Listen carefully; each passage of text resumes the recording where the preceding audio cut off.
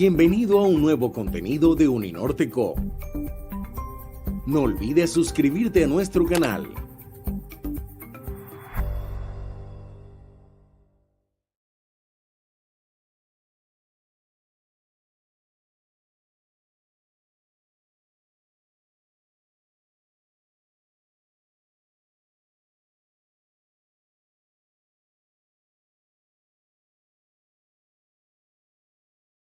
Práctica.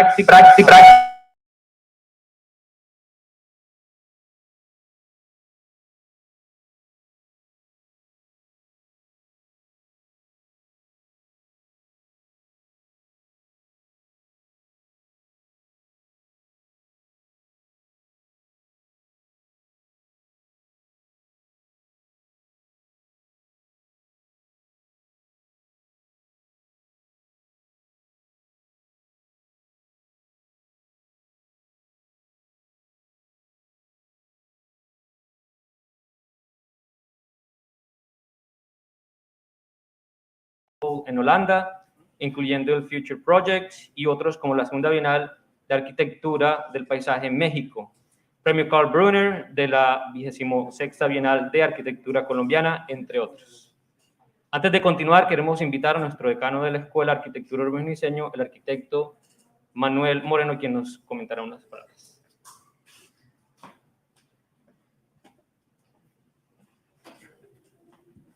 Muy bien, Carlos, gracias.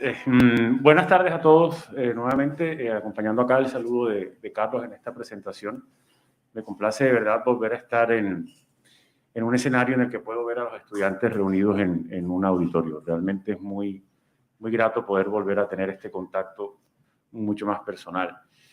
Venga, quisiera simplemente dar una introducción que también puede servirnos como una explicación para comprender el tema que nos convoca esta tarde. En primer lugar, desde luego, también muchísimas gracias a nuestro invitado, al arquitecto Sebastián, por haber tenido la gentileza de acompañarnos de manera presencial acá en el Caribe.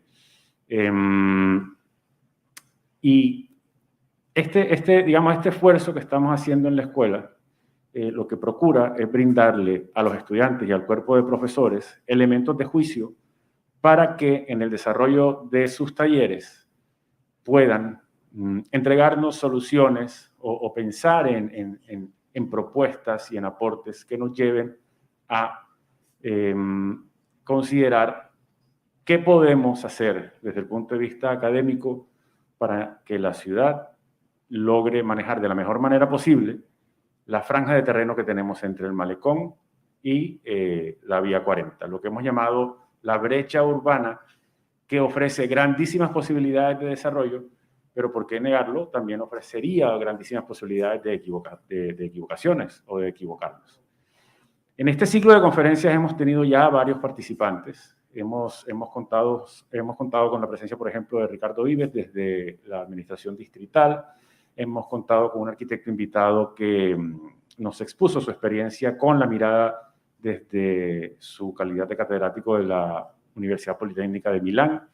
Y ahora vamos a ver qué nos cuenta Sebastián sobre el manejo que le dio él a su proyecto en el cauce o en la ribera del río Medellín. Un río que desde luego es muy diferente a nuestro río Magdalena.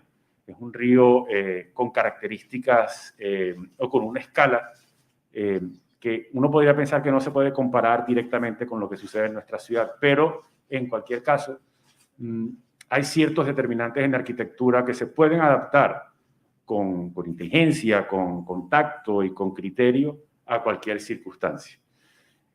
Otra coincidencia muy interesante es que el arquitecto que nos acompaña hoy y el arquitecto Ricardo Vives, que a principio de semestre nos dictó una charla, ambos compartieron el premio en urbanismo de la última Bienal Colombiana de Arquitectura. Entonces, además, imagínense el lujo que podemos tener en contar con las intervenciones de dos profesionales que están ahora mismo siendo reconocidos a nivel nacional y que tienen como denominador común el interés en el manejo de un río. Insisto, podemos enfrentarnos ante escalas diferentes, pero no por eso el problema es necesariamente divergente en su contenido. Entonces, sin más preámbulo, le vuelvo a dar la palabra a Carlos, quien ya pues presentará o le dará la palabra a su vez a nuestro invitado, reiterando desde luego los agradecimientos a todos por acompañarnos esta tarde. Pido por favor además un aplauso para nuestro invitado, por favor. Sebastián. Sí, Sebastián. Bueno, directamente Sebastián, de una vez. El salón es tuyo. Gracias, profe. Bueno, gracias a la universidad por la invitación, a Carlos por hacer la gestión y al decano Manuel por haberme traído para compartirles este proyecto. Y pues yo soy de la Universidad Nacional de Colombia, sede de Medellín, soy paisa, se pueden dar por cuenta por mi acento, que soy bastante paisa. Y esto que van a ver va a ser un relato de lo que significa el proyecto y de cómo se ha construido este proyecto en función de la construcción del territorio. Aquí tenemos una diversidad de estudiantes que oscilan entre el primero y el último año, me imagino, profe, ¿cierto? Entonces, yo creo que al final vamos, a los que les interese, a los que estén como motivados por esto que van a ver, las preguntas quedan completamente abiertas a cualquier inquietud que ustedes tengan. La oficina de nosotros se llama Causa Arquitectura del Paisaje. Este proyecto que vamos a ver, que es el proyecto de Parques del Río, lo hice en el 2013 con mi socio Juan David Hoyos. Parezco muy joven, cuando me lo gané tenía 27, ya tengo 35 años, llevamos un montón de años, casi 8 años con este proyecto. Ha sido un proyecto que nos ha construido casi como arquitectos y nos ha construido realmente como profesionales, en los que hemos aprendido un montón de virtudes que les quiero transmitir desde ese componente educativo, académico y también hacia miras de lo que ustedes pueden convertirse como profesionales. Entonces, el proyecto tenía una cosa particular que el decano Manuel decía ahorita, y es que finalmente esto es bien importante para que lo tengan en cuenta. Yo particularmente creo que los modelos de ciudad no son replicables, porque todas las condiciones geográficas, ambientales, territoriales, sociales, económicas, son completamente distintas y eso nos lleva como a tener unas variaciones, unas virtudes pues bastante diferentes. De hecho, ayer estaba en la Universidad de AFID en Medellín compartiendo con Josep Boigas, catalán, que está trabajando ahorita con un proyecto de supermanzanas en la restitución con urbanismo táctico de todo lo que es esta idea de la manzana ampliada de Barcelona, y empezamos a comparar Barcelona y Medellín, pero realmente no hay puntos de comparación. O sea, podemos hablar del espacio público como base consolidada del equipamiento y de como de la construcción del territorio, pero finalmente las condiciones sociales y económicas son supremamente distintas. Y sobre esa base vamos a empezar a ver cosas. Entonces, bueno, el proyecto que vamos a ver es Parques del Río, pero vamos a estar como enfocados en algo que es bien relevante, y esto, miren, es el río Medellín o realmente como se llama el río Aburrá, que es un río realmente pequeño, con unas condiciones hídricas bastante tranquilas, no tiene nada que ver a la relación que puede tener el Magdalena, pero sí tenemos mucho que ver en conformación de territorio, y eso es lo que les voy a mostrar. Finalmente, en esa estructura de territorio hay una connotación fundamental, y es que los asentamientos históricos de los seres humanos están realmente relacionados a los asentamientos asociados a los cuerpos de agua, a los frentes de agua. ¿Eso por qué? ¿Sí se imaginan por qué? Por el tema, por ejemplo, de eliminación de basura, por el tema del desarrollo económico a través de la conectividad, por temas importantes como lo es, por ejemplo, el desarrollo económico en función de sacar elementos del río que hacen las personas, por ejemplo, sacando arena, sacando oro, etcétera, etcétera. Hay procesos religiosos. Si, por ejemplo, miramos el Ganges en la India, toda esa religión y todo eso que está volcado hacia el agua tiene un fundamento bastante especial. Y este, que es el río, digamos, Aburrá, tiene una connotación de río no navegable. Miren esto. O sea, realmente una chalupa se puede como posar sobre el río, pero es un río realmente pequeño, tiene un ancho de unos 40 a 50 metros de ancho y tiene unas zonas normales de mitigación de riesgo de inundación a través pues, de sus meandros naturales. Entonces, esto es un poco lo que les decía, el río y los asentamientos tienen que ver como con eso, de cómo como cultura nos vamos asentando, pero a diferencia, por ejemplo, del Magdalena, el río Medellín no tenía la oportunidad de generar competitividad industrial a nivel territorial. Eso en términos, por ejemplo, prácticos, si lo llevamos, por ejemplo, a Barranquilla, ahorita lo hablábamos con el decano Manuel, es que le dábamos la espalda, y eso es lo que pasa en Medellín, le dábamos la espalda a nuestros ríos, pero Barranquilla realmente se desarrolló históricamente alrededor del río. O sea, fue el río el que motivó el desarrollo completo de lo que es el asentamiento de los barranquilleros. A diferencia, por ejemplo, de Antioquia, nosotros no teníamos esa capacidad hidráulica, digamos, para poder generar como una conectividad fluvial, y eso pues repercute en una condición bastante crítica en nuestro territorio. Esto que estamos viendo es un mapa, y esto es una pequeña primera lección sobre lo que deberíamos, digamos, empezar a revisar como diseñadores de territorio, arquitectura, urbanismo, y ahora pues con el tema del paisaje. Y es que estos planos, por ejemplo, que son unas plantas bastante dicientes asociados a zonificaciones, a estructurales naturales de movilidad y de planificación, por ejemplo, viales, realmente son una pequeña fracción de las oportunidades reales que tiene el territorio. Y eso se ve repercutido en esta imagen que les voy a mostrar en este momento, que es esto. O sea, esto es lo que es Medellín. Medellín está atravesado por toda la cordillera central. La parte más baja de Medellín está en 1300, ustedes están en el nivel cero, están en el mar. Nosotros estamos arrancando en 1300 en la parte baja, y en las cotas superiores estamos llegando a 2500, entre 2500 y 3000 metros sobre el nivel del mar. Entonces nosotros de entrada ya tenemos unas condiciones geográficas que nos limitan el crecimiento, que no nos permite tener como unas oportunidades de desarrollo importantes. Y entonces recuerden lo que les acabo de decir.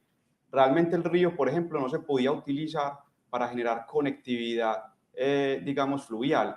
Entonces el río se estaba convirtiendo finalmente en un impedimento para el desarrollo territorial económico de la ciudad. Entonces, ¿qué fue lo que se hizo? Se decidió que la competitividad del territorio salía por el eje de la montaña o por todo el valle, que es en esta parte norte, y salíamos por la parte plana hacia el sur, y entonces el río, que era pues un sistema meándrico que ocupaba gran parte de la parte plana, pues realmente se canalizó y se convirtió en un eje, digamos, de agua completamente rápida para poder configurar todo el sistema de movilidad nacional que pasa por todo el eje de Medellín. Eso es realmente lo que le pasa al río, y es finalmente en lo que se convierte. Entonces miren que pasamos de un río natural con unas condiciones no fluviales, pero sí con unas condiciones, como les decía ahorita, nos podemos alimentar del agua, podemos alimentar a nuestros animales, podemos crear una cultura, digamos, ancestral alrededor del agua, pero eso lo hablábamos incluso ahorita con el profe, con la colonización española, que eso hay que tenerlo muy claro, llega un alejamiento brutal sobre nuestros cuerpos hídricos, porque entonces aparece el desarrollo del territorio, pero el agua se ve es como un elemento que está en oposición a ese desarrollo. A diferencia, por ejemplo, de nuestros ancestros indígenas, que esta agua era la base, digamos, esencial para el desarrollo del territorio. Miren que ahí, digamos, culturalmente ya hay un choque bastante complejo. Entonces, el río se ve como un problema, se canaliza, empiezan a poner todos los sistemas de movilidad, incluido el sistema ferroviario, y aparece esta vía, esto es Medellín, donde aparece esta vía principal, que entonces lo relevante de esto, chicos, es que esto se convierte en una vía nacional. Entonces, por todo el eje de la ciudad, por toda la mitad del territorio, tiene que pasar un camión de tomates que viene desde el sur y que se conecta con el norte. Entonces, miren que eso es bien delicado, porque entonces ya una persona no puede atravesar peatonalmente este cruce. Estamos teniendo el territorio dividido en dos, y entonces aparecen estos sistemas, digamos, de vías aéreas que empiezan a tejer el territorio. Eso es, en términos prácticos, lo más jodido y lo más complicado que tiene la ciudad de Medellín, y es entonces una ciudad que está dentro de un valle, donde el sistema de río se convierte en un sistema de movilidad, y entonces se teje de esa manera el desarrollo del territorio. Entonces, por eso les mostraba ahorita el plano, porque comparado con las condiciones topográficas, las condiciones ambientales, realmente, pues esto nos permitió como Antioquia y como capital antioqueña y como desarrollo, digamos, de territorio, ser competitivos a nivel industrial y nivel económico, pero finalmente generó como una catástrofe y un desastre ecológico bestial. Esto, por ejemplo, les voy a mostrar varios ejemplos de lo que sucede en Medellín. Medellín lo ven como un ejemplo, Medellín lo vemos normalmente como una ciudad modelo, pero Medellín realmente tiene unas dificultades tremendas asociadas a qué problemas. Entonces, uno, que normalmente lo vemos como una dificultad, que es nuestra condición geográfica. A mí me parece una virtud del territorio, porque realmente nos condiciona a no tener un crecimiento expansivo, pero pues normalmente para el desarrollo inmobiliario se ve como una dificultad.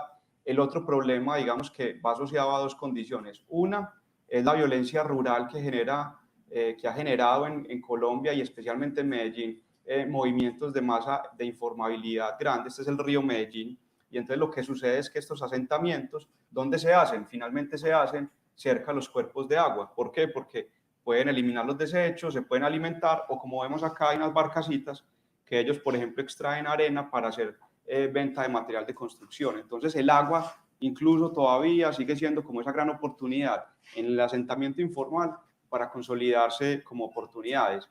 Esos asentamientos finalmente, digamos, generan una connotación de informalidad y de una carencia de espacio público tremenda, de las cuales le voy a describir pues como ahora algunos sistemas. Y el otro tema, digamos, complicado que pasa en la ciudad de Medellín está asociado a la inseguridad por la violencia ya no rural, sino la violencia urbana, que esto se vuelve más complicado todavía. Todos conocemos históricamente qué es lo que ha pasado en la ciudad de Medellín, y esa violencia urbana nos llevó a que todas nuestras viviendas, todas las empresas, todas las instituciones educativas, todos los equipamientos culturales sean completamente cerrados. Entonces la ciudad de Medellín es una ciudad donde los ríos y donde toda nuestra cuenca hídrica, que miren esto que es increíble, si esto fuera pues el plano de Barranquilla, tendríamos el Magdalena con una potencia de un río de casi 600 metros de ancho. Aquí no tenemos un río potente, sino que tenemos es toda una cuenca hídrica muy potente. Aquí estamos hablando de 14 microcuencas y alrededor de 52 quebradas, que entiendo que aquí se referencian a arroyos. Entonces estamos hablando de 52 arroyos, que incluso pues podríamos hablar que el río Medellín es un arroyo de los de acá, posiblemente. Pero miren como que el valor del agua siempre está presente, que ahí nos une y nos junta como territorio. O sea, aquí tienen un río muy potente, pero nosotros allá, de hecho, la empresa más importante de Medellín es la empresa pública, las empresas públicas de Medellín, que tienen asociado a todo este mapa, digamos, de territorio, un montón de reservorios de agua, que son todas las represas, y por eso nuestro territorio, pues, es básicamente una riqueza absoluta en agua. Pero el agua, digamos, como conformación de planificación, entonces pasa de estos sistemas meándricos naturales a convertirse en un sistema rápido, a entenderse que el río y el agua realmente es un problema, no a entender que eso es una necesidad, digamos, con la que convivimos como seres humanos, sino que es un problema del desarrollo. Entonces, miren, las cloacas, los arroyos, perdón, se vuelven cloacas, el río se vuelve una vía, y finalmente eso repercute directamente en lo que tenemos hoy como ciudad. Y entonces de las 52 quebradas o los 52 arroyos, tenemos realmente el 97% en canal, cubiertas o en condición de deterioro ambiental. Y esto, pues este es un barrio estrato 2, estrato 1, pero esto fácilmente puede ser un barrio estrato 5, porque también pasa donde le damos literalmente la espalda a estos cuerpos hídricos. Y esto, digamos, es tremendo porque finalmente en la planificación de la ciudad, las industrias se hicieron al lado del río para poder tener un eje de conectividad nacional eficiente, y entonces lo que hacen es que vierten desechos. Esta es una foto 2013, esto tampoco es hace mucho, y entonces lo que sucede es que es más fácil pagar la multa que realmente pues hacer como el vertimiento de desechos adecuado. Pero entonces, ¿qué empieza a pasar acá? Que históricamente pues pusieron las vías y pusieron los sistemas férreos, entonces nos aislamos del cuerpo o ese frente de agua importante para nuestra ciudad. Entonces, en el imaginario de toda la comunidad de Medellín, realmente el río es un no lugar. O sea, el río se ha convertido en un lugar de basura, en un lugar feo, realmente a nadie le importa. Y entonces eso es tremendo porque finalmente le hemos dado la espalda al elemento vital que compone nuestra existencia como seres humanos. Entonces, esto nos da unas problemáticas de espacio público. En lo que era el río se convierte en una vía rápida donde pasan 120.000 vehículos diarios por cada uno de los costados del río, donde tenemos un deterioro ambiental tremendo, y eso repercute en una ciudad donde, imagínense esto es el Valle de la Aburrá, esto es lo que les he venido pues como ilustrando poco a poco, esto es toda la cuenca, atravesando está la cordillera central, pero miren esto, este río que ustedes ven acá se ha convertido en una vía rápida nacional, donde no podemos parar. Hacia el norte nos conectamos con este Caribe hermoso, hacia el sur con Cali, pero el río literalmente se convirtió en una barrera invisible. Imagínense eso como un muro que divide ese territorio. Y entonces, para que sea más dramático todavía, entonces recuerden que una persona no puede cruzar de acá hasta acá, y estamos hablando de que en este costado hay más o menos 1.3 millones de habitantes, y en el otro costado estamos hablando de la misma cantidad de personas. Entonces, finalmente el territorio no se puede conectar, no se integra, y entonces ahí es donde aparece el concurso, el proyecto. Ese es un proyecto que se viene planteando desde la academia desde hace unos 50, 60, 70 años. O sea, estamos hablando de hace mucho tiempo, porque siempre ha sido una necesidad y una preocupación cómo activamos, cómo recuperamos y cómo el río es parte de la ciudad. Nosotros en el 2013 nos ganamos el proyecto, el concurso, y hacemos parte pues como de toda esa historia de lo que se está haciendo. Entonces, en términos prácticos, ¿qué es lo que hace el proyecto? El río, como les decía, ya es una vía, nosotros realmente no la podemos mover de ahí. Nosotros no podemos decir vamos a poner la vía, digamos, en unos ejes de circunvalares o algo así, porque realmente tenemos unas condiciones de montaña que no nos permite mover la vía. Es nuestra única, digamos, forma de contacto nacional. Entonces, finalmente, cuando este proyecto se estaba haciendo en concurso, antes del concurso, el político que se ganó esta alcaldía estaba buscando que las vías y un parque, digamos, que convivieran, pero el político que estaba, digamos, compitiendo decía que la necesidad era de movilidad. Entonces lo que estaban buscando era generar un segundo piso vial o incluso tapar todo el río para consolidar un sistema de vías amplificado. O sea, entonces, y yo no sé si ustedes ya están viendo como temas de movilidad a nivel de planificación urbana, pero lo que sí está claro, digamos, en el mundo es que entre más vías usted tenga, o sea, la demanda nunca va a parar. O sea, eso es una realidad. Entre más vías tenga, usted más vehículos va a tener, más vehículos, y esa cantidad y ese volumen nunca va a parar. Entonces, la primera estrategia era recuperar esa zona urbana, un poco lo que está pasando acá en Barranquilla, es hacer un parque. Ese parque da un espacio público y ese espacio público empieza a reactivar todas esas zonas laterales que han estado deprimidas durante 60, 70 años, porque realmente nunca han tenido un frente digno de ocupación. ¿Por qué? Porque finalmente son zonas industriales o son zonas donde pasan 120.000 vehículos diarios a 90 de decibeles, donde es inhabitable y la gente realmente no quiere vivir ahí. Entonces lo que se hace es una configuración de ingeniería pesada muy, muy fuerte con el paisaje, que esto no es lo ideal, esto es importante que lo entiendan. En la medida de lo posible, evitar absolutamente estos sistemas de infraestructura tan pesada. En el caso de Medellín era la última oportunidad, digamos, que teníamos para poner a coexistir esos elementos, y entonces lo que se hace es una vía enterrada y en la cobertura se hace un espacio público para recuperar esos frentes urbanos que les vengo diciendo aquí. Aplica lo que hablábamos ahorita, profe, de esa integración entre lo privado, lo público, para generar un desarrollo pues, de alto impacto. Este proyecto, de hecho, se hizo con inversión pública y todos los privados empiezan a aportar en el tiempo, porque la relación no es tan ideal, que es lo que hablábamos ahora, en esa ejecución como temporal, que sería ideal primero las regalías y después, o primero pues como las plusvalías y después las inversiones ya de cada proyecto puntual, pero aquí realmente pues pasa un poco lo que me estabas comentando ahorita. El otro tema que se vuelve relevante entonces es que ese corredor, digamos, del río deja de ser una vía, no se puede conformar nuevamente como un río, a diferencia de lo que ustedes tienen, que el río sigue teniendo una condición natural bastante interesante.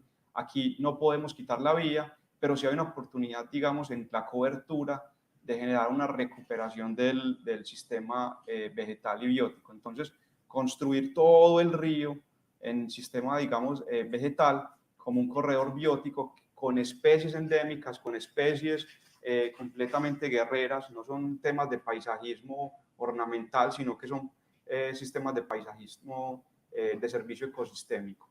El otro punto que nos volvía el centro de atención y de discusión sobre este proyecto es esto, puede parecer así de sencillo, puntual, básico, pero realmente este tema de generar puentes que conecten los dos lados se volvió el punto trascendental en la discusión socioambiental de la ciudad. ¿Por qué les estoy diciendo esto? Una referencia muy básica. Este polígono de plan maestro son 320 hectáreas aproximadamente. Ahorita estamos hablando de ese polígono, para que lo dimensionen, es casi el polígono que tiene el Central Park. La diferencia, pues, aparte del contexto que todos entendemos, la diferencia es que el Central Park, pues, concentra en todo su perímetro una de las zonas más ricas del mundo. Acá en este punto, pues, atraviesa toda la ciudad y nosotros tenemos acá barrios estrato 5, aquí barrios estrato 0 o estrato 1. Entonces, ¿qué es lo que sucede?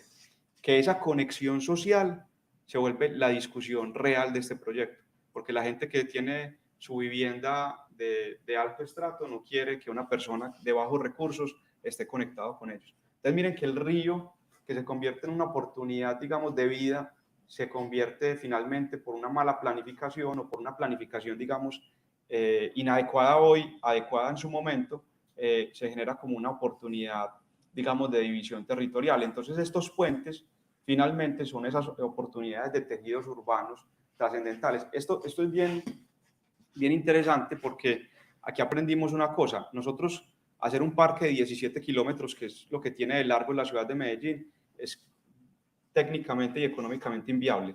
Este proyecto completo cuesta alrededor de 6 billones de pesos.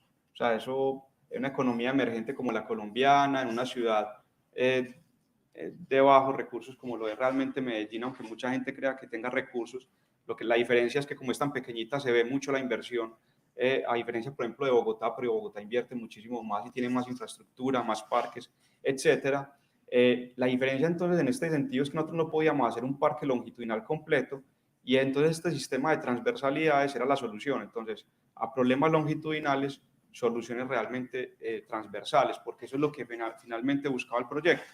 No convertirse en un parque longitudinal súper largo, como lo tienen acá, que es espectacular, 5 kilómetros longitudinales, es un disfrute, digamos, en términos, por ejemplo, de deporte y activación increíbles. Nosotros no tenemos cómo hacer eso, pero finalmente el parque se volviera una excusa, era para tejer el territorio. Entonces miren que la escala es distinta y las funciones son completamente distintas en relación a eso. Y finalmente, este tema que para nosotros, digamos, en esa categoría de conceptual, se volvía relevante y era recuperar la memoria hídrica del río. Eso es fundamental, porque es que las discusiones de cualquier componente urbano parten de la realidad de poderlo ver. Entonces, lo que pasa normalmente es, ¿cuántos de ustedes realmente conocen, por ejemplo, el río Magdalena? Ustedes que viven acá y lo han habitado, no sé, 20, 25, 30 años, pero realmente, ¿qué tanto lo han vivido? Ustedes me contaban esta mañana que es para ustedes como un descubrimiento cuando se montan en la barcaza y desde la barcaza ven la ciudad. ¿Cómo es que se llama? La barcaza... La Mita. Entonces, ese tipo de connotaciones son súper importantes porque en el imaginario, por ejemplo, colectivo de la ciudad de Medellín, encontramos como 2 personas que recordaban haberse metido al río. Por ejemplo, de esa dimensión se los estoy diciendo. Entonces, nosotros estamos, lo mencionábamos así con los antropólogos del proyecto, estamos a una generación de perder la memoria de lo que significó el río como elemento natural para la ciudad. Entonces se vuelve muy delicado porque recuerden esa imagen del río rojo, y es que entre menos lo veamos y entre más oculto esté, pues realmente no nos importa. Entonces la comunidad nos decían, y esto es relevante porque nosotros, digamos, con la administración hicimos un proyecto piloto. Este proyecto realmente es costoso en función a la inversión y el objetivo que tiene. Entonces se hizo un proyecto piloto, y ese proyecto piloto, entonces la comunidad, por ejemplo, de este barrio, que es estrato 4 o 5, nos decía, yo no necesito ver el río, ¿para qué me va a llevar al río? Es más, el río históricamente es una cloaca, entonces yo voy a llegar al río y va a oler maluco, va a verse feo, entonces ¿para qué me va a acercar a ese río? Y nosotros les decíamos en las charlas que teníamos con ellos, sí, tiene toda la razón, y es más, posiblemente en algún momento, y esto es muy crudo, pero es real, puede que vea a alguien asesinado en el río, porque es la realidad de esas condiciones hídricas. Entonces les decíamos, es necesario verlo, porque a partir de esa visibilización de esos componentes es que surgen todas las nuevas necesidades de que el río se recupere, de que las quebradas se recuperen, etcétera, etcétera, pero nadie le importa porque nadie lo ve. Hoy en día yo creo que ustedes están más convencidos y más identificados con el Magdalena, pues al menos digamos en el interior y sobre todo para la ciudad de Medellín, se ha vuelto muy importante Barranquilla desde que está ese malecón, porque entonces ya hablan del malecón, hablan del Magdalena. En cambio antes se hablaba de que no, es que Barranquilla no tiene playa. es que Barranquilla se inunda, lo que estábamos hablando ahora, pero no, ahora se está hablando de otras cosas, se está hablando de que hay un malecón que pone en valor el río Magdalena, y pues, no sé si ustedes lo tengan tan claro, pero el río Magdalena es la historia de nuestro país. Entonces, en función de eso, miren que los relatos se vuelven relevantes para darle importancia a todas las acciones que ustedes como arquitectos van a empezar a desarrollar sobre su territorio. Y eso se los digo porque yo soy de Medellín y la pasión que nosotros tenemos sobre nuestro territorio, yo creo que ustedes la conocen. O sea, a Medellín le va bien y le ha ido bien es porque nosotros realmente queremos nuestro territorio y lo amamos, pero lo amamos entendiendo que tiene un montón de dificultades. Es que nosotros pasamos por el momento de violencia más crítico a nivel urbano en el país. Ustedes tienen unas oportunidades bellísimas y entonces con lo bueno y lo malo tienen que juntar todo eso como arquitectos y hacer que todos juntos vayan a sacar una ciudad que sea mucho mejor. Entonces, pasar de una ciudad donde esto se convierte en un muro a realmente tener un parque que empieza a entender las quebradas o los arroyos que se tejen con las montañas, crear sistemas peatonales transversales, crear integración y crear una ciudad, digamos, mucho más conectada, más integrada y con un desarrollo mucho más importante. Entonces, miren, la ciudad, el río es una vía, el río es un canal, el río realmente es un muro gigantesco, pero miren, este es el proyecto piloto y miren las oportunidades. Esto tiene 400 metros de largo. Para que se hagan una dimensión de lo que decía el profe, el río Medellín tiene 60 metros, el río Magdalena vendría como hasta acá, el ancho. Para que se hagan una idea del potencial que tienen ustedes con ese tremendo río, porque aparte del potencial que tienen, es que nosotros lo tenemos canalizado y es súper triste porque nos toca jugar con la vía. Es que el problema de Medellín es que es estrecho, ya no cabemos. Realmente, cuando los bogotanos van a Medellín y pasan de la NQS, de la 26, de la 7 de agosto, pasan a la avenida regional, que es así, que es la más grande que tenemos nosotros, Charlie, eso finalmente para ellos es ridículo, es como, venga, esto no es una capital del departamento, no es pues la ciudad que todo el mundo referencia, no es pues como esa, no, es que aquí realmente la ciudad es bastante pequeña, es bastante compacta y bueno, ya saben el ancho, ahora les voy a dar el largo. Esto tiene 400 metros de largo, 400. Y ahora para que se hagan una dimensión, el malecón de ustedes tiene 5 kilómetros, llega hasta acá. Entonces empiecen a darse cuenta como de ese potencial que han logrado y estas oportunidades que nosotros estamos teniendo con las condiciones que tenemos. Entonces recuerden que el problema para nosotros no fue crear este malecón longitudinal porque los sistemas de infraestructura a intervenir se volvían supremamente costosos, sino que entonces lo que nosotros empezamos a hacer es como fragmentos que empiezan a tejer la ciudad de un lado al otro, que es una deuda histórica bastante grande. Esto lo muestro porque nosotros llevamos ya 8 años en este desarrollo de proyecto en el que hemos entendido, y esto me parece muy valioso para ustedes como arquitectos, y es lo siguiente, a nosotros nos enseñaron, pues o a mí me enseñaron que la arquitectura era del arquitecto que es una superestrella, que firma el proyecto como un genio y que lo entrega. Entonces, cuando nosotros entramos a este proyecto, nos dimos cuenta que realmente el arquitecto no es más que un actor más de un ejercicio interdisciplinar y multiescalar y interinstitucional que finalmente da relaciones y da versiones muy importantes sobre el territorio. Entonces, miren, esta es la arquitectura, pero nosotros éramos 25 personas y todo el proyecto completo eran más de 250 personas. Entonces nosotros teníamos ingenieros, forestales, biólogos, geólogos, sociales, antropólogos, o sea, era un montón de gente discutiendo sobre eso y yo les digo algo, hoy en día, por ejemplo, tienen más que aportar los paisajistas en la conformación urbana que los mismos arquitectos, porque ya estamos cambiando esa noción de tener arbolados ornamentales, entiéndase, por ejemplo, la visión de Miami, donde está la calle principal y tenemos palmera, palmera, palmera, palmera, que eso finalmente es un ornato de una columnata casi que griega, si se entiende bien como la referencia, y ahora lo que tenemos es más cómo juntamos especies para crear servicio ecosistémico, o sea, cómo atraemos fauna, cómo mejoramos la calidad, cómo plantamos especies que capten CO2. Entonces miren que todo eso empieza como a repercutir y a crear una nueva dinámica de cómo entendemos este territorio. Entonces, fundamental eso, porque es que el proyecto no se hace, eso me parece muy valioso y que tampoco nos lo enseñan mucho en la universidad, no porque los profesores, el pensum esté mal, sino porque es la tradición que hemos tenido casi que desde esa visión clásica que hemos aprendido de cómo se desarrolla la arquitectura. Pero hay una cosa que es fundamental. Primero, la arquitectura sin la comunidad no es arquitectura. Eso es fundamental. O sea, el diseño arquitectónico que nosotros hacemos es nada sin el cliente, es nada sin la comunidad. Entonces, la base comunitaria es fundamental. Y yo, digamos, como en mi ejercicio, mi oficina se llama Causa Arquitectura del Paisaje, porque ya creo mucho más en el tema del paisaje que en la misma arquitectura. Y entonces, en ese tema actual en el que yo estoy, he tenido como la división antropocéntrica, que significa que el ser humano está en el centro de la discusión, y ya para mí en el centro de la discusión está la naturaleza. Entonces, por ejemplo, para mí la discusión de cualquier tipo de proyecto que yo hago, chicos, es cuál es el aporte y cuál es la relación de territorio y cómo son las condiciones ambientales para yo poder ofertar o para yo empezar a intervenir sobre esos cuerpos. Entonces, ¿eso qué significa? Si yo voy a trabajar sobre un río, ¿cuáles son las llanuras de inundación? ¿Cuál es la llanura aluvial? ¿Cómo están condicionadas las composiciones geomorfológicas? ¿Cómo funciona realmente el río? Porque si yo entiendo eso, entonces ya no estoy haciendo la ingeniería o la arquitectura del siglo pasado, sino que estoy jugando, si se quiere la palabra, a entender de una manera mucho más precisa cómo el territorio me puede servir para yo hacer una arquitectura del paisaje.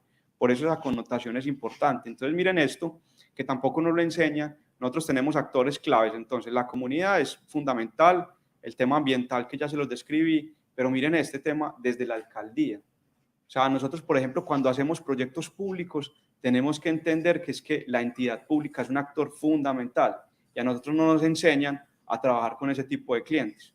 Entonces, ustedes se van a enfrentar a retos tremendos, sean clientes privados, sea desde la academia o sea desde los clientes, digamos, públicos en este caso, como lo son, por ejemplo, este proyecto de Medellín o como lo fue, por ejemplo, el Malecón, que genera unas complejidades y unas dinámicas bastante elevadas.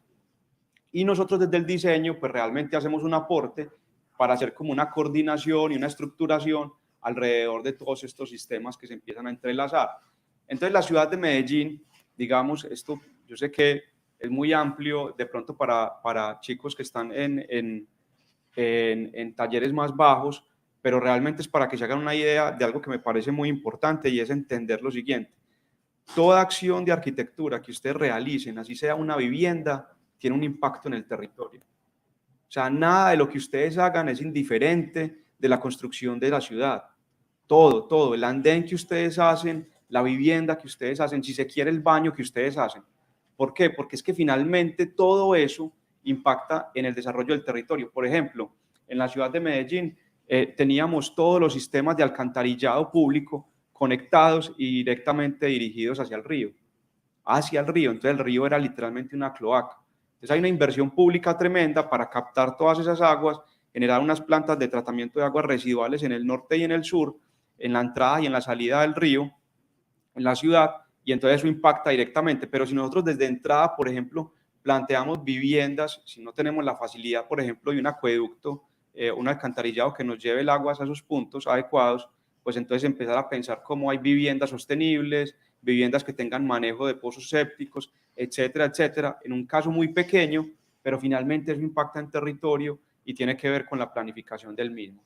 Entonces, el proyecto, esto es un poquito lo que les decía, no es una estrategia de parque longitudinal, sino más unos sistemas de nodos que hacen una oportunidad transversal, donde se hace una integración vial bastante compleja, pero que finalmente permite esto, liberar unas coberturas, generar unos sistemas de conectividad ecosistémica en la conformación de la planificación y hacer, miren esto, que era lo que les decía que se vuelve fundamental, miren esto, 35 puentes, 35 conexiones entre lo existente y lo planteado, pero miren que lo relevante no es la longitud, sino que lo relevante es esto, miren por ejemplo esto, arma la relación y la conexión con el tejido, tanto urbano a nivel de transporte masivo, como sistemas de ciclocaminabilidad, que empiezan a tejer todas las oportunidades digamos, de transporte en la ciudad de Medellín.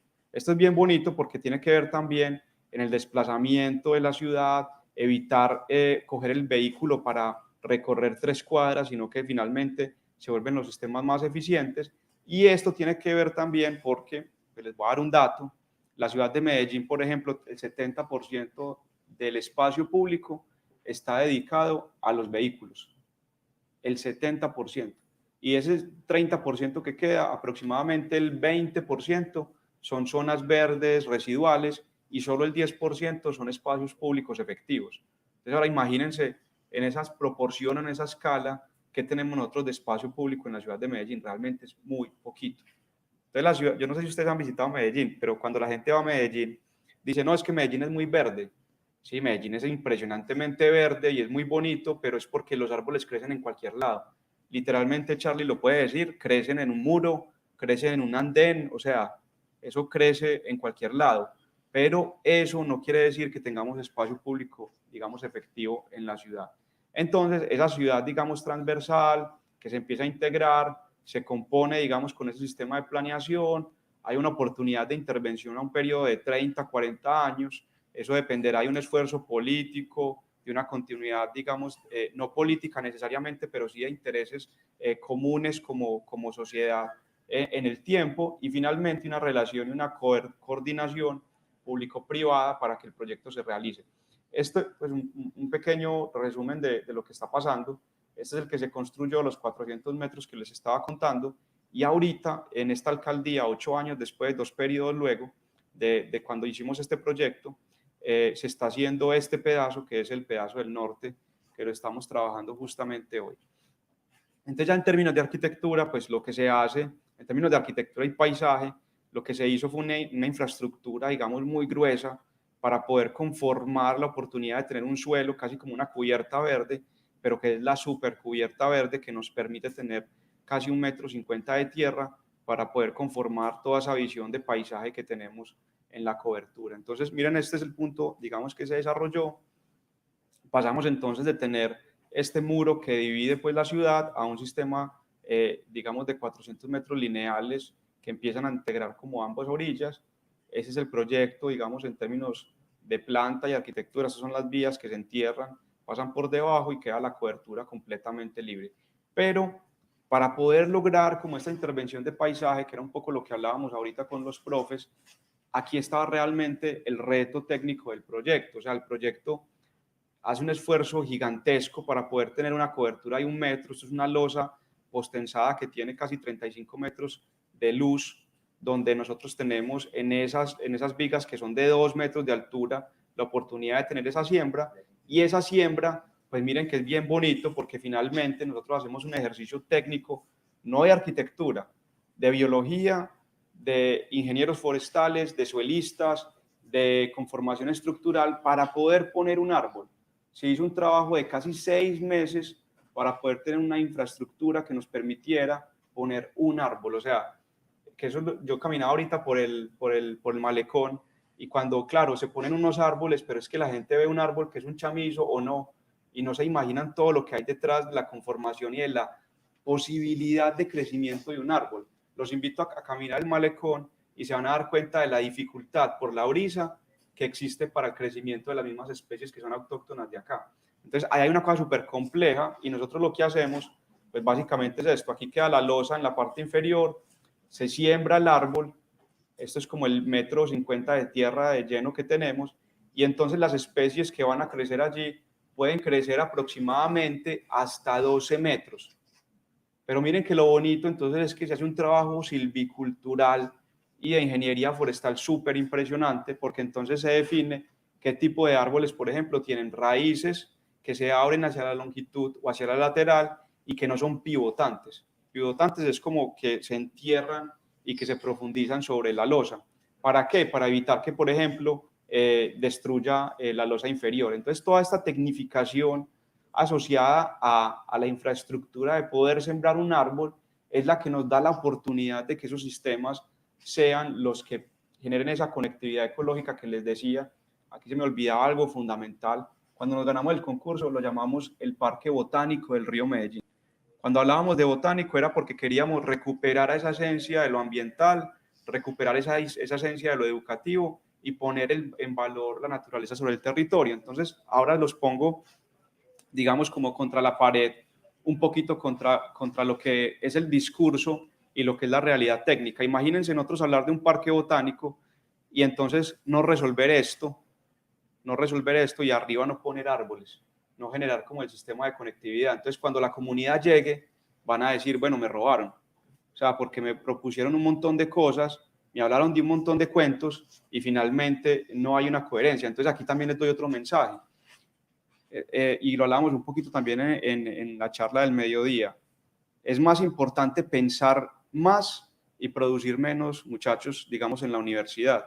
Hay que aprender a pensar, a resolver cosas, a resolver problemas y a comprometerse con las decisiones que ustedes mismos planteen. No es hacer cuentos bonitos, no es hacer palabras bonitas o conceptos bonitos, sino que si ustedes se comprometen con algo, digamos, de construir un sistema ambiental, entonces métanle toda la ficha técnicamente y arquitectónicamente para resolver esos problemas, porque entonces finalmente esas oportunidades de conformación, de tener esos sistemas soterrados, de generar, digamos, como las coberturas superficiales, se lleva a esto. Esto es una sección técnica final constructiva del proyecto, donde miren que, por ejemplo, tenemos la relación del nivel existente, donde tenemos la altura especificada, los puntos de empalme, donde tenemos toda la conformación de alturas reales con las selecciones de especies específicas. Se hicieron toma de fotos a las especies y se pusieron con la altura silvicultural que podría llegar, y eso lo que hace no es que se convierte en un render bonito,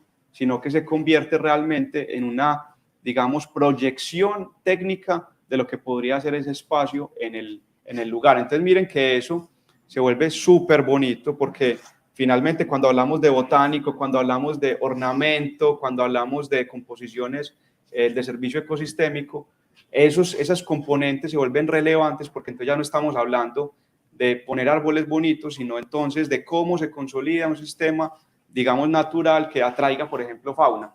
Entonces, para darles un ejemplo, en la zona, miren que esto se vuelve como bacano. En la zona que se intervino, habían alrededor de 35 especies existentes. Se talaron casi 400 árboles. Eso es una burrada. O sea, eso, por ejemplo, hoy en día en Medellín, talar un solo árbol es imposible. Aquí se talaron porque la compensación era 5-1, porque el proyecto no proponía poner 3 arbolitos o 5 arbolitos, sino que estaba compensando. Pasamos de 400 a tener casi 2.100 árboles, y pasamos de 35 especies a tener 124 especies. Estamos hablando de árboles y de palmas, especies distintas, ¿cierto? Y cuando las combinamos con los tipos de especies menores, entonces lo que construimos, digamos, en el proyecto fue algo que se llama el modelo de asociación de especies. Entonces, ¿cuál es la combinación entre los sistemas de cobertura y los sistemas arbóreos altos para consolidar una masa vegetal que nos permita generar esa atracción de fauna? Entonces es bien bonito, porque finalmente nos da densidades, nos da como ocupaciones, nos da alturas, nos da vinculaciones, y eso finalmente se entremezcla todo y es una locura completa. Entonces miren, esto es el proyecto cuando estaba en obra, y entonces un poquito lo que les digo. El otro lado, cuando esto estaba, digamos, como virgen, estaba muy similar a esta imagen que tenemos en el otro costado. Son unas vías y teníamos unas zonas, digamos, arbóreas, pero durante la obra, miren, se talaron todos los árboles, y esto era una cosa, digamos, comunitariamente bestial. Si nosotros no socializamos y si nosotros no trabajamos con la comunidad desde el primer día, porque hay 3 variaciones desde lo social, 2 importantes son la comunicación y el trabajo comunitario. Son 2 cosas completamente distintas, porque una es, la información y la socialización. Entonces, dentro de eso, digamos que había una cosa relevante, y es que a la comunidad, claro, se talaron los árboles, llegaron estas maquinarias, aquí pasaban 120.000 vehículos, tocó desviarlo. Esto es el eje de la ciudad, ya lo entendieron, es el centro, la gente pasa por acá, toda la ciudad casi que literalmente pasa por acá. Hay un barrio estrato 5 en este punto. O sea, esto fue un colapso social durante año y medio tremendo, donde nosotros desde el primer día le comunicamos a las personas cuáles iban a ser las ganancias, pero aún así, durante todo el proceso hubo una confrontación bestial, y a nosotros como arquitectos tampoco nos preparan mucho para eso. Entonces, y eso no es que esté mal o bien, porque es que realmente es una cosa muy compleja. Lo importante es que ustedes estén abiertos a entender eso y a empezar a vincularse, por ejemplo, con antropólogos, sociólogos, para entender cómo son las relaciones con las comunidades, porque, pues se los digo, eso para mí fue O sea, fueron casi 3 años solamente trabajando con comunidad y eso fue muy difícil. Fue muy, muy difícil. Nosotros no estamos preparados realmente para eso, pero digamos que entre más sensibilidad tengamos y entre más entendimiento desde nuestra profesión tengamos sobre el tema, va a ser mucho más adecuado. Entonces pasamos de esto, digamos, a esa connotación. Esta imagen es de Gilles Clément, que es un paisajista francés, que es como una guía espiritual para nosotros en la oficina. Esto es básicamente como esa relación del tercer paisaje que él describe y habla, por ejemplo, de cómo sembramos, pero cómo esas especies empiezan a crecer, pero luego mutan por la diversidad que el mismo viento empieza como a llevar y a mezclar las especies. Pero en ese sentido, pues para explicarles un poquito eso, es porque para nosotros el proyecto no es una obra de arquitectura, no es que esto es lo que está en obra y que cuando entonces la obra se termina o la infraestructura arquitectónica está lista, entonces la obra ya está lista. Para nosotros la obra nunca va a estar lista porque la naturaleza siempre va a estar moviéndola, siempre la va a estar construyendo y siempre la va a estar desarrollando. Entonces esto es lo que nos parece más bonito de cómo realmente es una obra dinámica constantemente en construcción. Entonces eso da unas cosas y unas oportunidades donde finalmente esas coberturas se entremezclan. Esto puede estar más bajito dependiendo de la temporada, si hay más agua en el ambiente, si tenemos más sol, si hay fenómeno del niño, si hay fenómeno de la niña. Y entonces toda la arquitectura realmente se pone en función como de esas variaciones. Los mismos elementos que componemos lo hacemos para proteger, por ejemplo, la raíz. Son senderos elevados, que lo que buscamos es que al estar elevados tengan un bajo impacto en la conformación de arquitecturas que no talen las raíces y las puedan proteger a estos árboles existentes que eran fundamentales y que era necesario salvarlos para evitar tanta tala masiva que estaba generando el proyecto. Y entonces finalmente todo esto que les estoy contando es cómo la arquitectura finalmente está a esa disposición de la naturaleza, de crear sistemas de suelos que filtren el agua, crear sistemas de arquitecturas que recuperen la noción del río asociado a las piedras o a estos componentes naturales que ponen en valor, incluso desde los mismos juegos, las composiciones geométricas, geográficas que tenemos con nuestras montañas. Siempre, digamos que lo que hacemos es tratar de que esta naturaleza esté pues como puesta sobre la mesa. Entonces, recuerden lo que les decía ahorita, y esto llévenselo como siempre en la cabeza. Lo arquitectónico es una condición espacial que nos permite articular, digamos, como la relación a los entornos ambientales con las necesidades, digamos, sociales. Eso para mí es la arquitectura, para muchas otras personas puede implicar otro montón de cosas, pero yo me quedo en eso porque finalmente en ese discurso para mí prima lo técnico. Para mí prima lo técnico es que prima, por ejemplo, las condiciones forestales, biológicas, ambientales, en vez de la arquitectura. Y cuando les digo eso es porque en esta imagen, a nosotros desde el primer día nos imaginábamos unos árboles, digamos, trasplantados. Recuerde que por acá está la losa y estarían las vías por acá abajo pasando. Nosotros nos imaginábamos que trasplantaran unos árboles de 10 metros, de 1 o de 6 metros por lo menos. Y el ingeniero forestal dijo, no, realmente lo que ustedes van a hacer es sembrar árboles de 1,50 m, porque el árbol de 1,50 m tiene más facilidad de adaptación en el tiempo. Si lo siembran de 6 metros, el árbol puede que se les muera. Entonces miren que eso es un dato técnico súper teso y es súper importante. Pero entonces, si nosotros vamos y ¿qué es lo que prima? ¿Realmente eso o el capricho, digamos, como arquitectónico a que se vea bonito? Entonces lo que nos tocó a nosotros desde el primer día fue crear en los imaginarios unos renders donde les decíamos a la comunidad, vea, el primer día lo van a ver así, al segundo día lo van a seguir viendo así, al año va a crecer tanto, a los 2 años va a crecer tanto, entonces va creciendo, pero ustedes, así incluso lo hayamos socializado, esta es la inauguración del parque, miren esto, ustedes usan la palabra chamizo, ¿cierto? O sea, un chamizo. Esto es un chamizo para la comunidad y entonces, claro, les habíamos vendido la idea de un parque botánico y la comunidad estaba súper enojada porque esto no tenía nada de frondosidad, pues de lo que conocemos, identificábamos en Medellín con esa frondosidad natural. Entonces la gente estaba muy, muy piedra y decía, no, es que nos tumbaron, esto realmente no aporta sombra, el parque es un fracaso, eso realmente no funciona. Entonces nosotros recibimos muchas críticas como diseñadores, pero nosotros siempre tranquilos, aguantando un poco, porque es que el proyecto no es un proyecto de corte la cinta y está listo, y esto es bien importante que lo entiendan. No hay nada más importante entender, digamos, en esa conformación urbana, que la relación del tiempo. O sea, la ciudad se construye con tiempo, la naturaleza se demora en crecer. Hay que darle calma y, digamos, tiempo a las cosas. Entonces pasamos de esto a unas posibilidades que estamos hablando mucho más conformadas. Han pasado 3, 4 años, la naturaleza crece. Recuerden que debajo hay una losa, pero eso está, digamos, que dando una batalla tremenda, porque es que finalmente es la naturaleza abriéndose paso en una infraestructura que no debería estar ahí, pero digamos que es la oportunidad de combinar esos sistemas. Entonces, el proyecto de Parques del Río, ya como para ir finalizando y abriendo como un poquito preguntas si están de interés, es entender que no es un proyecto de espacio público, no es un proyecto que simplemente genera como unas conectividades longitudinales, es entender la transversalidad, es entender que hay unas dinámicas o unas oportunidades que nos tocó jugar para poder hacer una recuperación de esa infraestructura superior, para generar tejidos urbanos. O sea, no es solamente pensar que es un proyecto vial,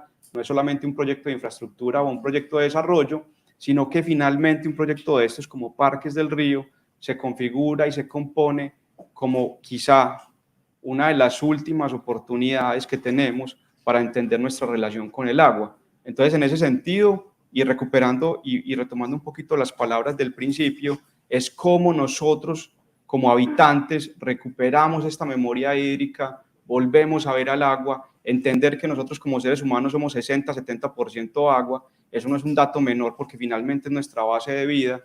Y entonces, cómo dentro de todo eso realmente nosotros utilizamos un proyecto como estos para entender las dinámicas sociales, económicas y territoriales, y empezar a entender nuestra forma de ocupar el territorio. Eso es quizá lo más importante. Nosotros cómo ocupamos nuestro territorio, cómo estamos viviendo en él. Entonces no es solamente desarrollarlo por desarrollarlo, y yo creo que el territorio se tiene que desarrollar, las alianzas públicas y privadas son fundamentales, pero es claro que las nuevas tendencias en función de la naturaleza y la sociedad como un articulado eje de entendimiento nos va a permitir hacer cosas mucho más interesantes. Esto es un poco técnico, es un poco, digamos, grueso, pero a mí me encanta contarlo así, porque eso es lo único que les va a generar a ustedes 1.000.000 de preguntas y 1.000.000 de inquietudes que ustedes poco a poco lo irán resolviendo. Este proyecto es un montón de preguntas y eso es lo que más me gusta cuando lo expongo. Entonces, muchísimas gracias y espero que haya sido pues como del interés particular de ustedes. Gracias, Manuel.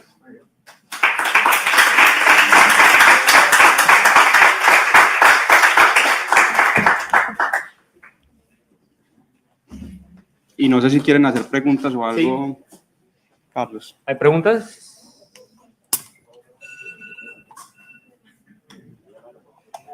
¿Preguntas? ¿Alguna pregunta?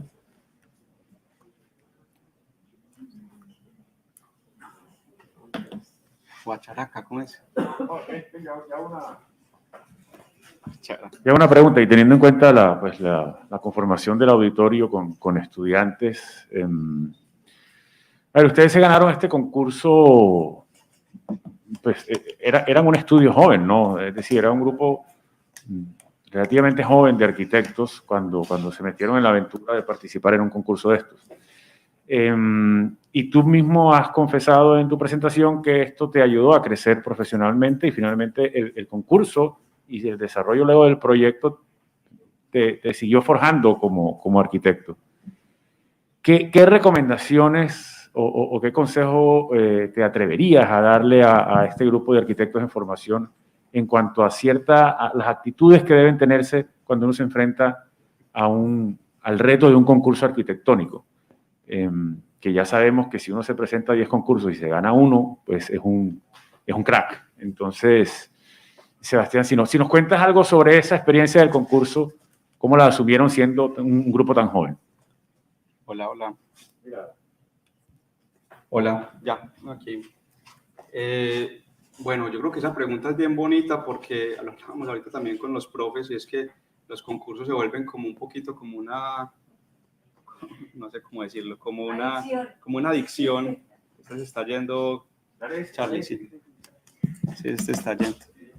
Sí, se vuelven como una adicción y uno se vuelve como muy entusiasta del tema, pero si algo me enseñó este concurso, y creo que para ustedes es importante, yo creo que hay que tomarse los concursos pues con divertimento, pero también asumirlos como con mucha responsabilidad y saber también medirse, porque finalmente hay dos problemas con los concursos que yo veo, y es que el primero tiene que ver con el sobreesfuerzo que nosotros cometemos, que es un poco como la rutina y la dedicación que nos vuelven a nosotros como arquitectos, y es como que no, hay que trasnochar, hay que darle durísimo. No, yo creo que si uno se programa bien, si uno se ordena bien y si uno piensa bien, puede proyectar las ideas, y si pierde no importa. O sea, lo importante es compartir esas ideas y ponerlas como a criterio y juzgamiento. Hay que presentarlo muy bien, pero saber medir esos tiempos para mí se vuelve esencial. ¿Por qué, profe? Porque cuando nosotros hicimos el concurso estuvimos casi 2 meses encerrados en una casa que la llamábamos la casa estudio. En ese momento éramos como 25 personas trabajando día y noche, tratando de resolver eso, pero ya después de eso entendimos que esa no era la metodología, que esa no era la forma, y que hay que saber es como pensar y medirse. Y lo otro que me parece fundamental, y es que este concurso, nosotros lo primero que hicimos fue decir, era un concurso urbano, entonces había que diseñar 17 kilómetros. Yo les hago la pregunta, y ustedes, profe, que son mayores que los estudiantes, o bueno, Carlos, que es el más viejo de acá, y Carlos, que es un experto en concursos, tiene más experiencia que yo les hago la pregunta. Si a ustedes los ponen a diseñar, por ejemplo, Medellín, en 2 meses, ¿ustedes son capaces de resolverlo? En 2 meses, en un concurso. Eso es imposible, ¿no? ¿Y saben por qué es imposible? Eso no es porque las capacidades arquitectónicas ni siquiera no les dé, sino porque usted cómo va a decir que en 2 meses usted va a tener el conocimiento de todas las zonas, de todas las necesidades locativas, para usted decir qué diseño de arquitectura para cada uno de los sectores debería hacer.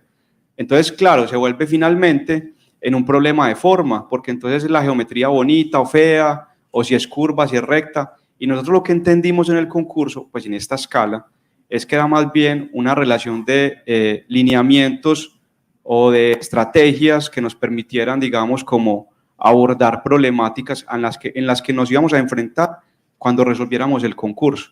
Entonces es muy importante como eso, como las etapas, y saber como cuáles son los momentos de cada uno de lo que uno está realizando. Yo creo que esas dos cositas son claves, saber medir el tiempo y saber medir el esfuerzo, porque eso tampoco es el del que más se mate. Y lo otro es entonces saber medir qué es el aporte específico y cuáles son las estrategias claves que van a abordar para desarrollar el concurso. O sea, y yo he visto concursos, profe, que se los ganan con una idea básica, pero contundente, y que eso es lo que resuelve todos los problemas, sino que nosotros en Colombia de pronto nos hemos vuelto muy de hacer, y muchas veces de pensar menos. Entonces yo creo que esas dos de pronto me parecen bien chéveres. Y lo otro es que, o sea, a los que les interesen los concursos, participen, porque si algo tiene bonito Colombia es que hay oportunidad de construir diálogo a través de los concursos. Esto, por ejemplo, en otros países no es tan fácil porque el concurso no es tan común.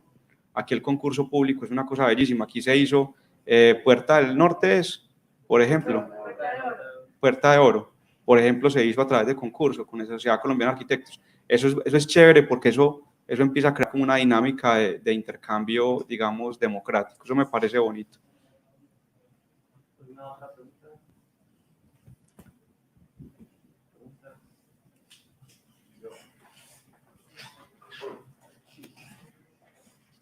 ¿Quieren preguntar?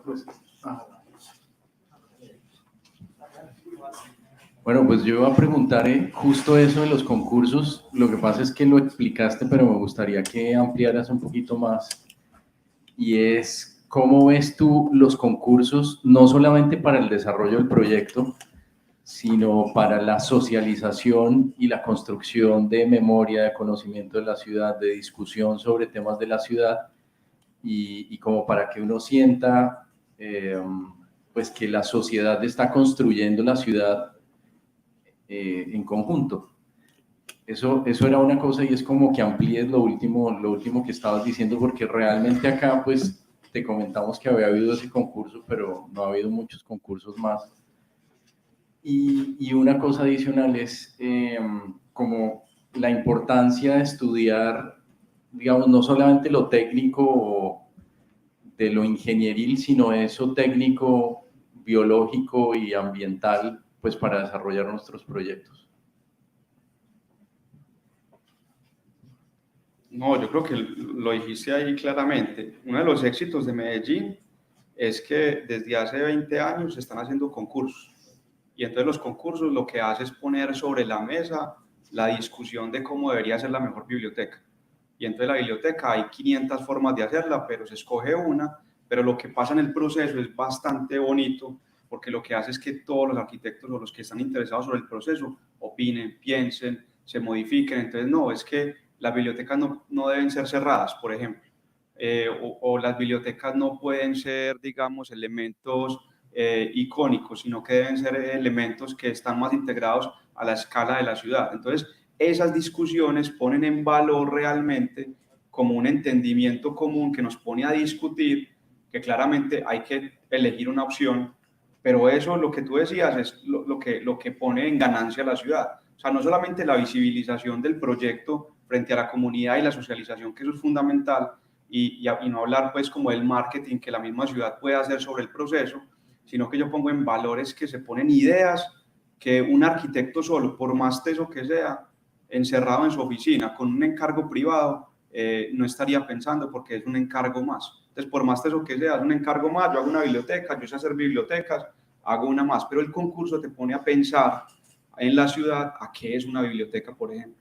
Y entonces, no, es que la biblioteca finalmente no debería ser un edificio, sino un espacio público abierto. Entonces, por ejemplo, solamente eso te cambia toda la noción y te pone un montón de ideas supremamente interesantes. Entonces, yo creo que eso que decís es valioso en todas las escalas que lo estás refiriendo, y no conozco mucho el caso Barranquilla, pero sí sé, no conozco mucho el caso Barranquilla, pero yo participé en los parques que se ganó Opus. Nosotros quedamos de segundo en unos, creo que San Nicolás, sí, con paisajes emergentes, creo que quedamos de segundos, y aquí en Barranquilla hubo una época que se hacían mucho concurso. Entonces las plazas, las calles, tenían varios, pues cuando llegaron estos privados de acá. Entonces en mi cabeza pues sí se ha movido más, de pronto ahora menos, pero hablo del ejemplo de Medellín y sí, es trascendental en Medellín. Y yo tengo muy bien, digamos, como la línea de tiempo, porque desde 1986 que nosotros tenemos elección popular, realmente cambió la dinámica de actuación política sobre el territorio, y más o menos desde el 2000 tenemos pues como un viajado de concursos. Estamos hablando que del 2000 al 2018, 2020 podemos estar hablando de aproximadamente unos 25, 30 concursos públicos, entre bibliotecas, colegios, parques, calles, alamedas, río, centro cívico, que también me lo gané, Cerro Notibara, que me lo gané, Cerro Asomadera, que lo quedé segundo, y así muchos, pero esos son como ciclos. Entonces, habían ciclos donde estaba Felipe Uribe arriba, luego hay un pico de pronto de Opus, de pronto otro pico de paisajes emergentes, luego los caleños, colectivo 720, si lo conocen, que se ganaban todo en el país, y ya después entonces nosotros tuvimos un ciclo de 2 años donde tuvimos muy buenas ganancias en concursos, pero eso es así. Entonces eso es lo que hace también, que me parece muy chévere, es que cada vez salen como generaciones nuevas, que yo creo que a eso no hay que tenerle miedo, pues. Yo creo que eso es muy valioso, porque eso es lo que pone, y también lo pongo sobre la mesa.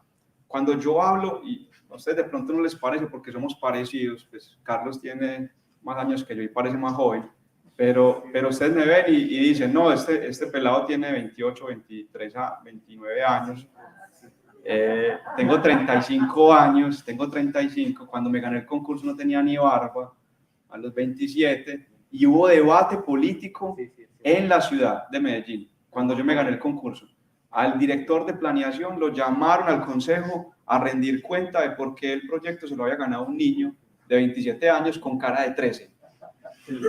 En ese momento tenía cara de 13, que no tenía barba. Entonces, ahora imagínense cuando yo voy por ejemplo, no sé, Argentina, que me ha tocado ir, tener la oportunidad de ir, o por ejemplo en Brasil, o cuando hay una conferencia, digamos, para españoles, esa gente se asombra y queda como, pero ¿qué carajos está pasando? Porque hay un niño de 15 años explicándonos el proyecto, digamos, más importante de la ciudad de Medellín, y aparte de eso, ¿cuándo lo hizo? Si tiene 15 años, a mí no me coinciden las fechas. Entonces, dentro de eso, claro, uno empieza a investigar y miren esto, el arquitecto, ojo pues, el arquitecto joven en España, ¿ustedes a qué edad creen que es un arquitecto joven en España? ¿Quién se arriesga? A los 40, 42 años, el arquitecto en España es joven. Ojo, no es una bobada, tiene sentido. ¿Saben por qué? Porque dicen que para usted ejercer a los 42 años tiene la madurez para entender la técnica, entender la espacialidad y entender la construcción. Por eso los españoles son arquitectos constructores, a diferencia de nosotros que simplemente somos arquitectos y salimos creyendo que dominamos todas las técnicas del universo. Ellos son más elaborados en el tiempo. Pero entonces cuando uno llega, la virtud de nosotros, para que se sientan, digamos, como emocionados con lo que ustedes tienen, que es la juventud, es que nosotros, digamos, en este país, se dan oportunidades y permite que jóvenes como nosotros podamos participar, y eso lo que hace es que el territorio, digamos, sea emergente, que las ideas sean de nosotros mismos, porque, por ejemplo, pues por una referencia muy sencilla, hoy en día hay una cosa que se llama nuevas tendencias. ¿Ustedes saben qué es eso? Por ejemplo, en el deporte. ¿Sí saben qué es eso o no? Por ejemplo, el que hace slackline, que es como el que se para en la cuerda sobre los árboles. ¿Sí saben qué es eso? Bueno, entonces, tenemos tantas nuevas tendencias acá, listo. Pero digamos que hay como cosas deportivas, cosas de activación, de economía, de tecnología, que impacta directamente como la juventud, pero que personas, por ejemplo, que son mayores, no alcanzan a entender por la diferencia, digamos, de generaciones. Entonces, lo bonito, digamos, que a mí me parece de estas generaciones nuevas, es que cada vez van poniendo como vanguardia y preguntas, digamos, innovadoras sobre la base de las discusiones de los concursos. Entonces, por ejemplo, hoy en día, los arquitectos que están haciendo concursos y que están saliendo, mínimo todos ya tienen preguntas ambientales. Y eso ya es un cambio fundamental, porque si ustedes van a Germán Samper, lo que importa es la técnica y la perfección de la arquitectura, que es supremamente valioso y que está muy bien. Pero digamos que ahora hay unas preocupaciones también de otro índole, cambio climático, mitigación del riesgo, adaptación a esas situaciones. Entonces miren que todo eso nos va llevando a unas condiciones nuevas que nosotros como generación nueva sí lo vamos a sacar y lo vamos a poner sobre la mesa. Y eso me parece pues como bonito en esa relación del concurso. ¿Tú querías preguntar algo? Bueno, a mí me surge una duda con respecto a, pues obviamente el análisis y a la investigación que han hecho con base al río. Pues en la clase de taller estamos manejando un proyecto en el Malecón y yo tengo la duda de si existiese o si tienes conocimiento de la posibilidad de, digámoslo, aclarar las aguas del río, teniendo en cuenta que obviamente se maneja la sedimentación que tiene este. Pero que pase de ser un río pues turbio, oscuro, a algo más claro. De pronto no cristalino, como podemos ver más hacia el interior del país, pero sí algo un poco más claro. Bueno, yo creo que esa pregunta, a mí eso me abre la cabeza y me recuerda un montón de cosas en el concurso particularmente. Imagínense que en el concurso eran 60 participantes y quedamos 4 finalistas. Y los 4 finalistas ya se sabía quiénes eran, tenían que exponer los proyectos ante el jurado, entonces a mí me veían la cara, ya sabían quiénes eran todos, pues. Pero imagínense que 2 de esos proponentes estaban poniendo el río Medellín clarito. O sea, y uno de ellos lo ponía claro y azul. O sea, lo estaba tiñendo, aparte de aclararlo, lo estaba tiñendo. Entonces estaba haciendo una transformación de maquillaje completa. Y ustedes no se imaginan, por eso me está llevando como una historia que viví, cuando me lo gané, ustedes no se imaginan el problema que tuve con algunas conferencias que tuve con la comunidad o acercamientos con la comunidad, porque la gente estaba brava de que no había ganado el del Río Bonito. Porque es que entonces una de las propuestas tenía el río azul, cristalino y navegable. Innavegable. Y entonces, claro, nosotros, ese lío para poder llegar a la comunidad y explicarle, no, el río realmente es turbio, el río está moviendo sedimento y el río no es navegable. Realmente el río no está sucio, el río es así. O sea, no hay necesidad de ponerlo cristalino, no hay necesidad, o sea, el río en esencia es así. Aquí lo interesante o la pregunta importante es cuánta vida tiene el río y cómo mejoramos su condición de vida. ¿Sí me hago entender a lo que voy? O sea, yo creo que las preguntas tienen que ser menos estéticas y mucho más profundas en términos biológicos. Entonces, eso que vos estás diciendo, al menos me parece que la pregunta la direccionas entendiendo que el río tiene unas condiciones de turbias, entendiendo que no es un problema de suciedad y entendiendo que sí se puede hacer técnicamente, pero puedes generar unas esclusas que vuelvan como el río, digamos, como unos estanques, como hacen, por ejemplo, en Holanda. Eso se podría técnicamente. ¿Cuánto costo y qué realmente sacas como beneficio de eso? Entonces, ¿sí me entendés a dónde voy? Creo que las preguntas las llevarían más bien por otros lados. ¿Cómo construimos un río que tenga vida? ¿Cómo mejoramos sus condiciones biológicas? ¿Cómo protegemos la ronda hídrica? ¿Cómo protegemos la llanura aluvial? Hay cosas que se vuelven como más bonitas. Y finalmente, para cerrarte, pues hay como la pregunta, yo creo que ¿qué hacemos nosotros como arquitectos para darle a entender a la comunidad que el río naturalmente es así y que así es bonito? O sea, nosotros vamos, por ejemplo, a una zona, no sé, a México, por ejemplo, a las zonas de los estanques, en la zona de Cancún, y nos parece que eso cristalino es una belleza, pero te lo digo, ellos vienen acá, o los europeos vienen acá, y ven el río Magdalena, y ven el río Amazonas, con esas condiciones ambientales locas, y que es turbio, y que es potente, y que es dinámico, y que es selvático, y son fascinados. Pero es la misma discusión de siempre, nunca queremos lo que tenemos y siempre soñamos lo que está lejano. Pero aplica para ambos, pues, para los que están allá y para los que estamos acá. Entonces haría de pronto mi respuesta para darte, pues, como de pronto como otras preguntas que te puedan llevar a algo bacano. Mil gracias, pero la pregunta es muy chévere, hermano, muchas gracias. Y yo creo que ya vamos cerrando porque ustedes tienen que ir de fiesta. Entonces, no, mil gracias y espero que hayan disfrutado un poco la conferencia, muchachos. Muchas gracias. Sí, a Sebastián, mil gracias por la conferencia. Bueno, queremos terminar con un comentario sobre nuestras charlas y más que soluciones para saber exactamente qué vamos a hacer con el río, creo que es importante seguir pensando en que hay que seguir indagando en las dinámicas sobre el río. Pero además también sus implicaciones globales, culturales y espaciales. Por lo cual invitamos a toda la comunidad académica, no solo de la Escuela de Arquitectura, Urbanismo y Diseño, sino la comunidad de Uninorte, para que sigamos pensando, repensando y actuar para mejorar la calidad de vida de todos. Muchas gracias a todos por su asistencia el día de hoy. Para quienes nos ven desde Uninorte Académico, de igual forma, muchas gracias por estar presentes. Los esperamos en nuestra próxima charla y actividad y estén pendientes de nuestras redes sociales y muy buenas tardes para todos.